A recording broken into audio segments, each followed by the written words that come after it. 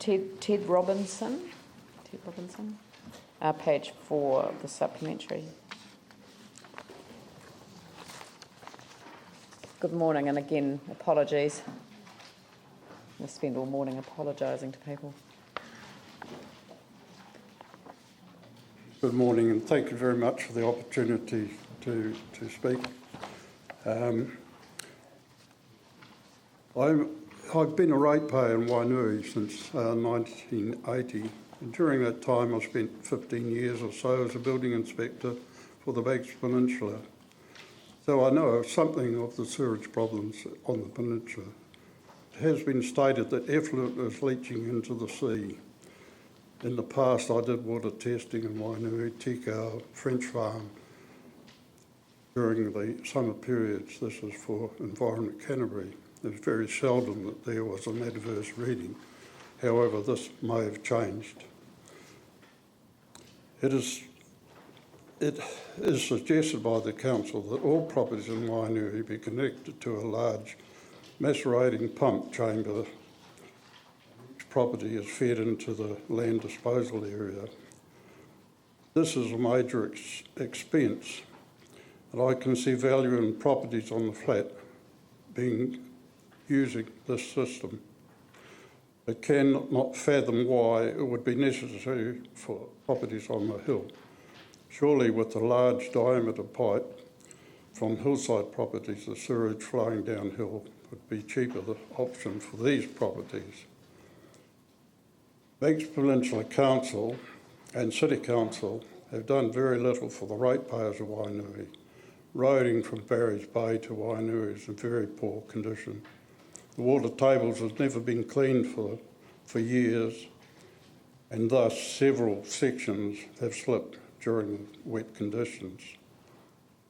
Wainui Residents Association has taken several projects over the years, replacing the concrete on the old slipway, arranging for placement of rocks on the new slipway, building a toilet block in Stanbury Reserve, decommission of the old toilet block on the Wainui beachfront, converting the toilet block into a changing shed, tree planting in Stanbury Reserve and the Valley Road, maintenance of the old hall, building the rural fire shed and trailer for the Wainui Rural Fire Team, resurfacing the tennis courts and repairing the fencing around the tennis courts, redecking the Wainui Wharf. There is no rubbish collection or footpaths, so my opinion that the ratepayers, that council should complete this wastewater system as soon as possible. We, the ratepayers, can then get something for the rates that we have to pay. Therefore, option 3 from the council should be go ahead. We were told that this was no expense to the ratepayers apart from the cost of electricity connections to the macerating pumps. So I think the council should look at this a wee bit more closely. I know you're stretched for money, but these macerating pumps must cost megabucks, and it's not necessary, I don't think, for the uphill properties to have these pumps. So therefore there must be a saving somewhere along the line. I think more study should be made of the situation. I thank you very much for the opportunity of speaking here. Thank you very much, and we appreciate you coming over. Has anyone got any questions? Tim? Do you think that, being an ex-building inspector, do you think that progressive councils have their blinkers on with regards to the issues in Wainui and other rural areas? I mean, over the last 25 years, you can Google straight away, like composting toilets, other things, and other options to solve the environment problem. We have looked at this composting toilet system. That's all very well as long as you've got heat to compost the effluent. This doesn't always work. We've tried it. The big problem I can see in Wainui is maintenance of the septic tanks.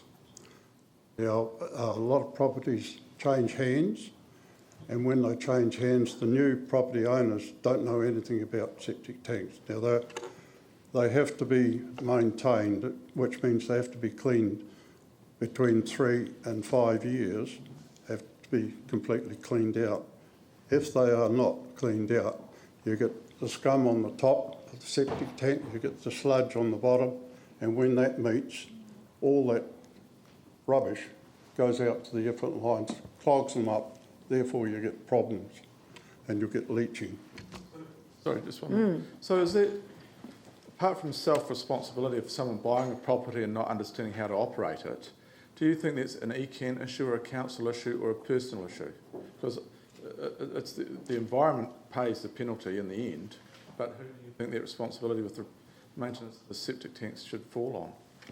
Yeah, it should fall on the property owners, obviously, but if they don't know anything about it and they haven't been told, I think it's council responsibility to make sure that they are maintained.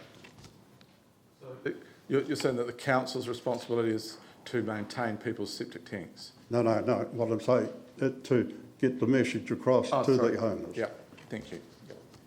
And that hasn't been done in the last many years that I've been here. Or isn't it ECAN that inspects the septic tanks? I'm not sure. I'm sorry? You say ECAN has no part in this issue, do you think? Yeah, ECAN, I don't think they've got the experience. You need a qualified engineer to inspect these things. I'll just take one more from Pauline. So are you saying that if the septic maintained and operated correctly, that they would suffice? Providing they've been put in to an engineer's specifications, there should be no problem whatsoever. Look, thank you very much. It's incredibly helpful. Much appreciated. And again, apologies for the administrative glitch. So, thank you.